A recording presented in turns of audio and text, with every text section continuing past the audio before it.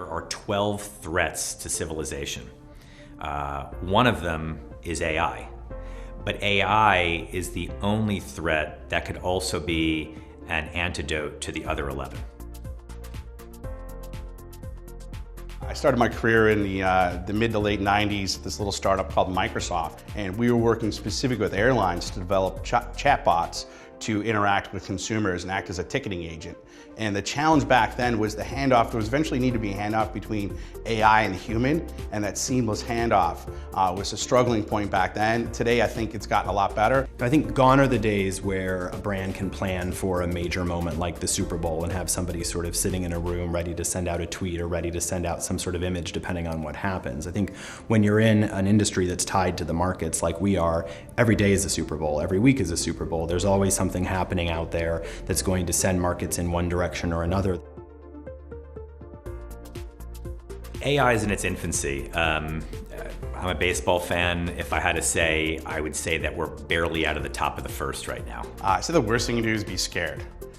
Yes, AI could go rogue on you, and that's always a possibility. These war game scenarios are out there, but think of it much more friendly, like Depeche Mode. It's going to take people to figure out what those things are, and obviously what the triggers are, and what the message is going to be against those, but then actually being able to run those as a program is going to require technology. The human's still behind the AI, and so it's really important, I think, that you embrace it, and anybody that's not actually at least experimenting at somewhat scale is foolish these days. The imperative for brands at this point is to turn into this right now. If you don't turn into it, you're not going to get the education, you're not going to learn. And that includes making sure that you're staffing for the future. It takes a community of people to actually implement it.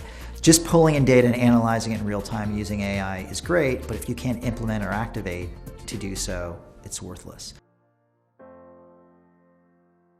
So as we move from the programming era to the cognitive era, we're really leaving the era of programmatic into something much more rich. In the programmatic era, if you went to a website and searched on a pair of shoes, those shoes might follow you around for the next 2 weeks as you went around the web. In the cognitive era, you probably aren't going to be bombarded with that shoe advertising because we can have systems that reason as to why you left that site, how you left that site, whether you bought or whether you didn't buy, and we can make informed decisions as to whether we want to serve you that ad or something different.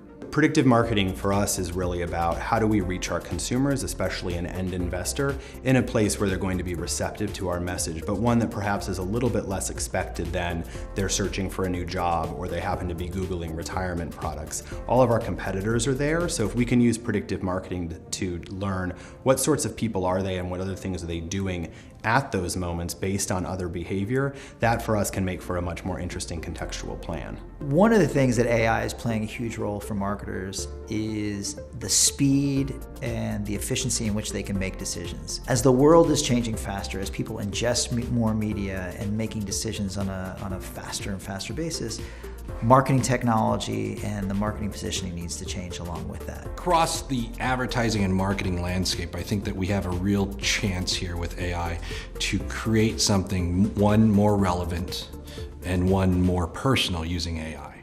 Whether or not it's targeting or measurement or creative, I think there's a lot of things that we can learn through machines that would probably speed up a lot of what we're doing already manually.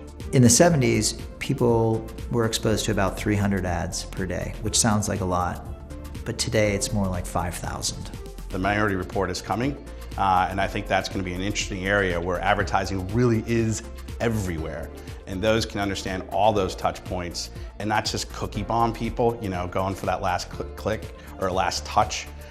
People can actually get the right frequency, which might be 1/8 of what they're thinking today. Those are the ones that'll keep their consumers engaged versus tuned out. But AI as an entity, the idea behind it is to create less friction in our lives, our daily lives, by making things more relevant to us. So I think that AI has the ability to uncover new things that we never thought of before. Nobody, maybe in our circle, they didn't really give us a personal preference on it. Maybe nobody has recommended it. And I think that's where really AI kind of comes about. I think our teams on the marketing and media side are really excited to be using AI in our planning today and even about what the promise of that technology holds in the years ahead. There's always going to be a role for smart human thinking, and in a business like ours that is changing by the hour and by the minute with the markets, you're always going to need people who are thinking about what is the state of the business today, what do we care about out there in the world, and then how might we use technology to make sure that our media and marketing activity is keeping up. AI is one of those revolutions that's taking place, and there are those who say, you know, AI is just a catchphrase right now, or it's just a term that's being written about in trade publications and in newspapers. But that's how it starts. That's how digital started. That's how social started. That's how mobile started. That's how content started. So we can ignore it if we want to, or we can say it's a fad, but let's see how those others turned out. They are huge industries right now, and AI will follow in its footsteps.